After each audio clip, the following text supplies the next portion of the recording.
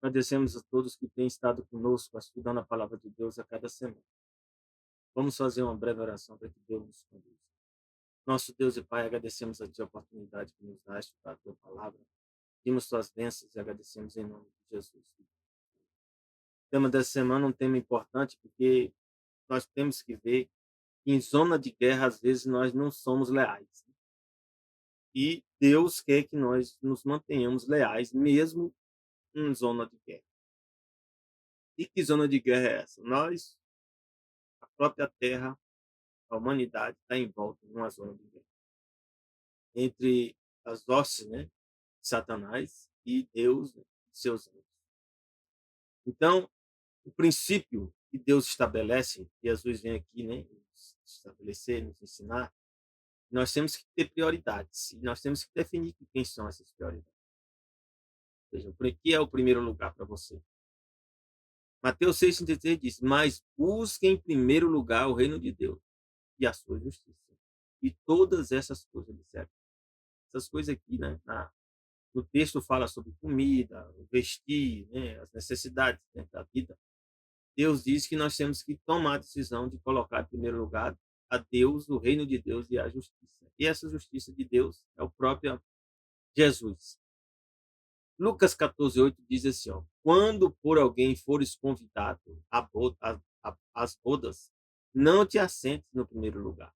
Não aconteça que seja convidado outro mais digno de ter. Então a gente não pode buscar, né, ser o melhor ou mais importante, né, e buscar, né, isso de forma, né, que um dia, né, possa acontecer algo, né, e, como diz aqui, você vai perceber que de fato você não é o primeiro. Então temos que buscar ser humilde. Humilde é uma decisão, é uma escolha. Ser humilde é uma decisão, escolha. Não é caráter. É uma escolha que você vai ter que tomar uma decisão. Lucas 9,62 diz, Jesus diz, ninguém que lança mão do arado e olha para trás é apto para o reino de Deus. Então, às vezes, a gente começa a seguir a Deus, começa a surgir dificuldades, problemas, né, desapontamentos, e a gente, Satanás busca fazer com que a gente olhe para trás, achando que para trás foi melhor. Então, Jesus disse que nós não devemos olhar para trás, querer voltar para o passado. E sim seguir em frente. Porque se você quiser voltar para o passado, você não vai ser apto, né, para o reino de Deus. É o que Jesus fala. Então, Provérbios 3,5 diz assim: Confia no Senhor de todo o teu coração. Confia em Deus de toda a tua mente, de todo o teu ser. Não te estribes, ou seja, se baseie no teu próprio entendimento. A gente não pode confiar no nosso próprio entendimento. Diz que Deus deixou princípios que nós temos que seguir, não baseado no nosso entendimento. E nosso entendimento, né? Nós temos uma natureza pecaminosa que luta contra nós, como a gente viu na lição anterior. Salmo 37, 35 diz: Confia no Senhor e faze o bem. Então, fazer o bem também aqui é uma escolha, não é a natureza nossa, é uma escolha. Habitarás na terra, verdadeiramente serás alimentado. Deleita-te também no Senhor, ele que te considerar, né, o Senhor, os desejos do teu coração. Deleita, ter prazer, ter satisfação em Deus, né, em Yahvé. Entrega o teu caminho a Yahvé, né, Senhor, confia nele e ele fará. Então, isso aqui é algo, né, que a gente tem que estar cada dia lembrando dessas palavras, porque a gente às vezes esquece e a gente não quer seguir esses conselhos que Deus nos dá. Deuteronômio 6,4,5 diz assim: Ouve, Israel. Yahvé, nosso Deus, é o único Yahvé. No original está essa aqui a palavra tetragrama, YWH. Então, o nome de Deus nunca foi Senhor. O nome dele é esse aí, Yahvé. Que significa eu sou o que sou. Alguns estão dizendo, algumas traduções, né, que talvez eu serei que eu serei. Isso não muda o sentido. Amarás, pois, Yahvé, teu Deus, de todo o teu coração, de todo o teu ser, de toda a tua alma, de todas as tuas forças. Então, isso aqui, quem tem que estar no primeiro lugar é o próprio Deus. Provérbios 16:3 diz assim: Consagre ao Senhor tudo o que você faz, e os seus planos serão bem-sucedidos. Então, a gente tem que fazer isso aí todo dia. Consagrar é separar, dedicar a Deus, né? O sábado é consagrado, o casamento é consagrado, separado, dedicado.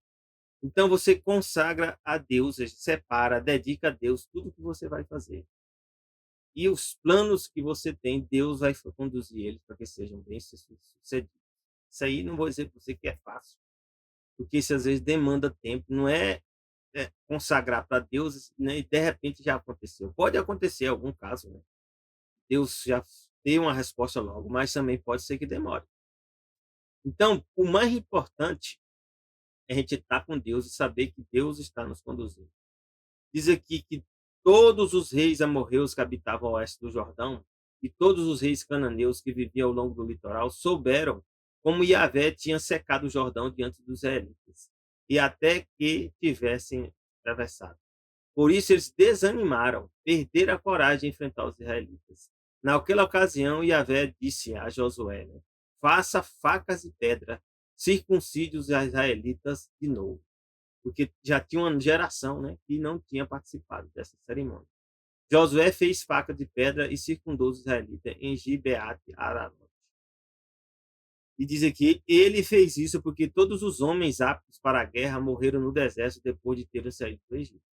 Todos que saíram haviam sido circuncidados, mas todos que nasceram no deserto, no caminho, desde a saída do Egito, não passaram pela circuncisão. E o que significa a circuncisão? Romanos 2, 28, 29 diz assim: não é judeu quem o é apenas exteriormente, só pelo sangue, né, pelas origens, né, genéticas. A Bíblia diz que isso não é o judeu, não é judeu. Nem é circuncisão a que é meramente exterior e física, né? Também essa circuncisão física aqui, se você não obedecer a Deus, não tem sentido nenhum.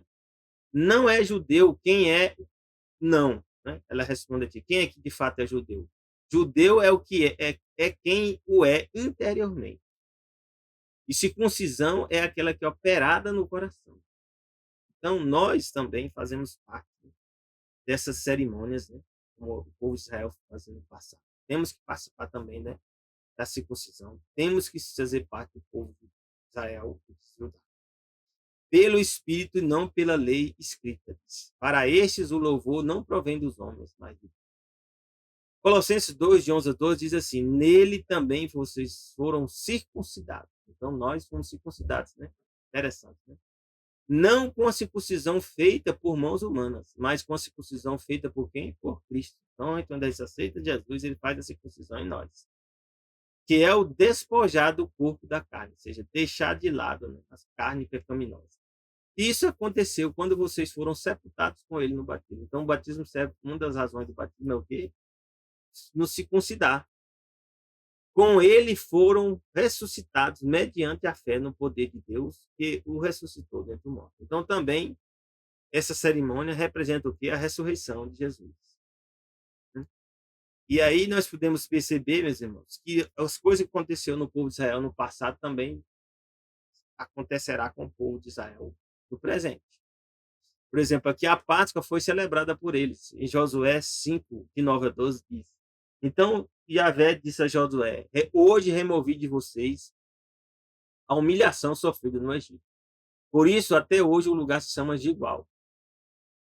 E na tarde do 14º dia do mês, enquanto estavam acampados em Gilgal, na planície de Jericó, os israelitas celebraram a Páscoa. Então, a Páscoa foi celebrada também no passado e hoje também é celebrada.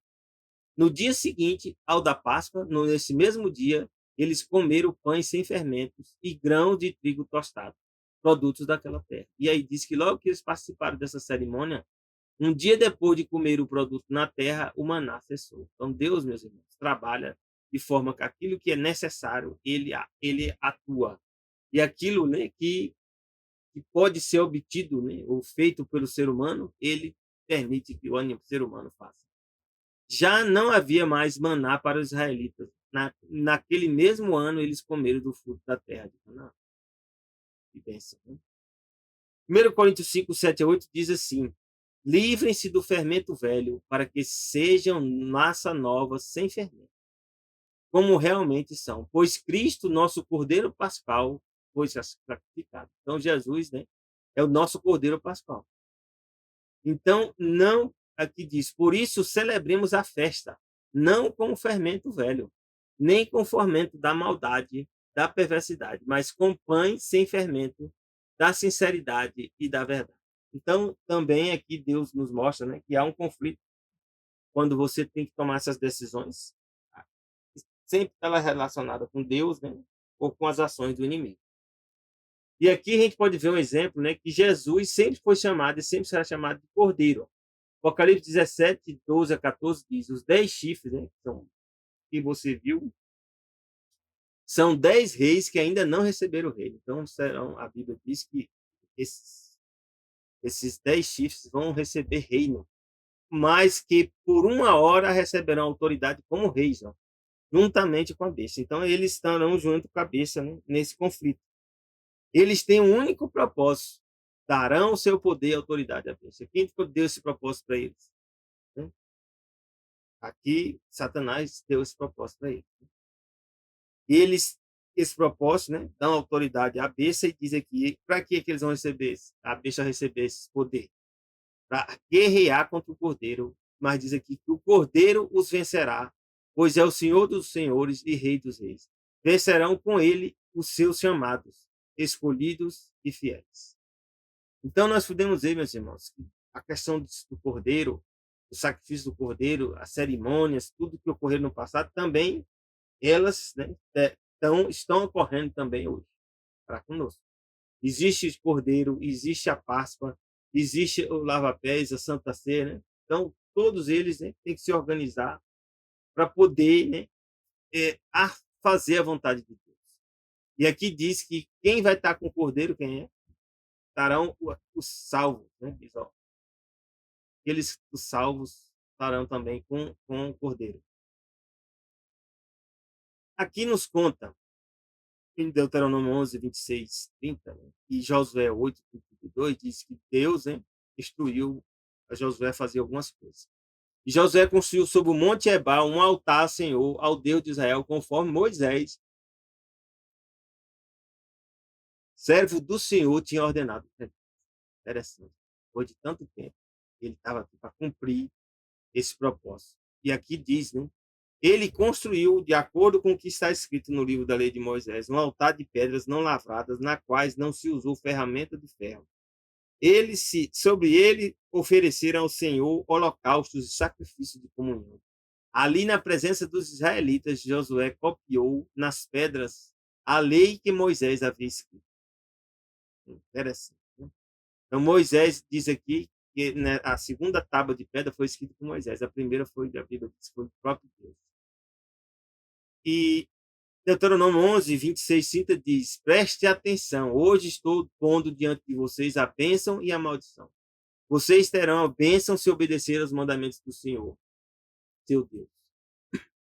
Yahvé, né? E aqui dizem, e se afastarem do caminho que hoje lhes ordeno para seguir os deuses conhecidos. Então, não pode seguir outros deuses, falsos deuses. Quando Yahvé, seu Deus, os tiver levado para a terra da qual vão tomar posse, vocês terão que proclamar a bênção no Monte Gerizim e a maldição no Monte Ebal. Como sabem, esses montes estão do outro lado do Jordão, a oeste da estrada, na direção poente, perto dos cavalos de Moré, no território dos cananeus que vivem no Arabá, próximo de Gigal. Deuteronômio 11, 26, 30. E aqui nos diz Deuteronômio 27, 4, 5. E quando tiverem atravessado o Jordão, levantem essas pedras no Monte Ebal, porque, como hoje lhes ordeno, pintem-nas com cal. Construa ali um altar ao Senhor, Yahvé, seu Deus, um altar de pedras. Não utilizem ferramenta de ferro nas pedras. Então, Deus instruiu como eram os processos, né, que deviam ocorrer para o povo, né, receber as bênçãos, né, de estar junto com Deus. Aqui nos conta Josué 8, 32, 55, e ali na presença dos israelitas, Josué copiou nas pedras a lei que Moisés havia escrito. Então, devia ter, né, uma condição diferente, né, que a gente pode entender, né, que Josué veio aqui cumprir coisas que Deus tinha falado para Moisés no passado. Todo Israel, os estrangeiros naturais da terra, como seus líderes, seus oficiais, seus juízes, estavam de pé dos dois lados da arca da aliança do Senhor. diante dos sacerdotes levitas que as carregavam. Diz: metade do povo estava de pé de frente do monte Gerizim e metade de frente do monte Ebal. Tudo conforme Moisés, servo do Senhor, tinha ordenado anteriormente. Então ele se preocupou em fazer, né, como Deus tinha instruído. Não houve uma só palavra de tudo que Moisés tinha ordenado que Josué não lesse para toda a Assembleia de Israel, mediante mulheres, crianças, estrangeiros que viviam no meio deles. Deuteronômio 8, 14, 11 a 14 diz: tenham cuidado para não se esquecer de Yahvé, seu Deus, deixando de obedecer aos seus mandamentos, às suas ordenanças e aos seus decretos que hoje lhe ordeno. E então Deus diz aqui: não aconteça que depois de terem comido, até ficarem satisfeitos, depois, né, de terem construído boas casas e, né, e morado nelas, né, de aumentar os seus rebanhos, a sua prata, o seu ouro, todos os seus bens, e o seu coração fique orgulhoso e vocês esqueçam do Senhor. Então a gente diz, Deus diz aqui, que a gente não tem que estar sempre relembrando mesmo, para não esquecer do nosso Deus. É por isso que a gente está aqui estudando a lição junto, né? Porque isso ajuda você a relembrar, ajuda você também a vencer as provas que vêm sobre você. Então aqui também nos diz, né, que Josué 18, 1 a 3, toda a comunidade de israelitas reuniu-se em Siló e ali armou o plano do encontro. Entende? Celebra, né? Montaram a tenda do encontro.